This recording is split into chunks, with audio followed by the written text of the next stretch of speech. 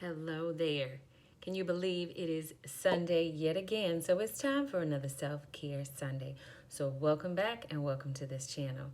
This is a channel where I am passionate about sharing eco-friendly DIY tips and tricks to help you incorporate small sustainable changes into your daily routine that is going to put some money in your pocket, but also help you maintain eco-friendly living and doing it with style. Now, in today's video, we are talking about bath salts. So I know you've seen them in the store. I'm sure you probably purchased some, and I used to do it myself, but it is a lot of money that we spend on bath salts. And more importantly, it's the packaging and things that we constantly throw away. So today's video is about being sustainable, starting simple with just bath salts. So let's get into it. So in this recipe, you're only going to need a few things, okay? You're going to need Himalayan salt, Epsom salt, dried chamomile, calendula if you have some, and lavender essential oil. Now, if you don't have all of the ingredients as I'm outlining in this recipe, it is totally fine. You can mix with what you have. If you don't have Epsom salt, you can just make it with Himalayan. If you don't have Himalayan, you can just make this recipe with Epsom salt. It is totally fine as long as you have one or either of these salts. I like to mix both of them together because Epsom salt is really good for the body in terms of relaxing the muscles and providing some magnesium. And Himalayan salt is amazing because it actually detoxifies and draws toxins out of the body. So that's why I like to use them both, to be honest, in combination. Now, for the purpose of this video in time, I have already taken the liberty of combining them both.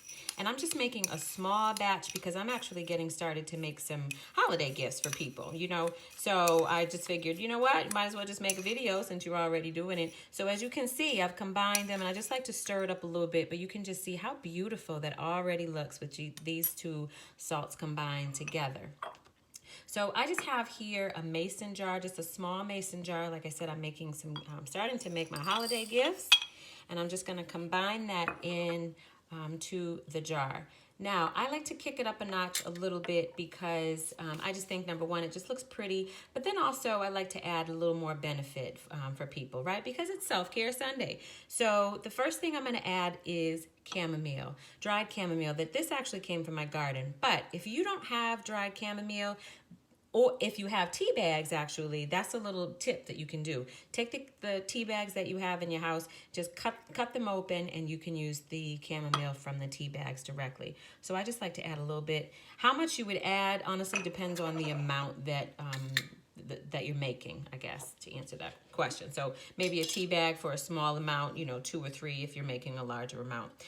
Chamomile is really great in this recipe because it's very soothing and it actually really helps to repair and nourish the skin. Now, the next thing that I like to add in my recipes are calendula. And like I said, if you can see the beautiful color in that, this is actually from my garden that I dried. Calendula is amazing because it actually is really, really good in terms of healing the skin and repairing the skin. So I actually made a big batch of oil, calendula oil that I'm infusing at the moment, and I use that for all over, like for my skin, my face. I use it for my son's, if he has like diaper rashes and things like that. So you just add that, those 2 ingredients, and then the last thing that I like to add is lavender essential oil. Lavender essential oil is amazing because it obviously helps to kind of reduce stress. It smells unbelievable, and it's really wonderful for reducing inflammation in the skin as well. So given that this is just a small container, I'm only going to add maybe 4 or 5 drops to this size jar. But if I were making a bigger batch, I would probably do 10 to 15 drops. You really don't need a lot. And this oil that I use is actually from a company that I absolutely love, and I'll leave some information for you guys. But Mountain Rose Herbs is an organic company that the quality of their products is amazing. So you really don't need a lot to get the great benefits from any of their oils or their products. So that's it. You're just gonna stir that together, mix it up really, really well. Oh my gosh, the lavender smells so good, you guys. It just smells amazing. And it's that simple.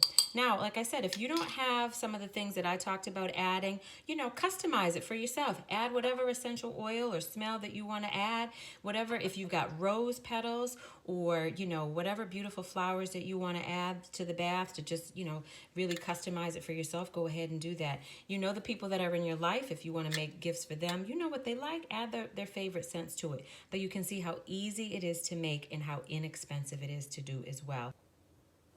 So you can see how easy it is to make your own DIY bath salt and how inexpensive it is to do. And as I said, it makes an unbelievable gift. So I hope you found this video helpful. If you did, leave some comments down below. Hit that subscribe button so you never miss out on when I make another video. And I will see you in the next one. Take care.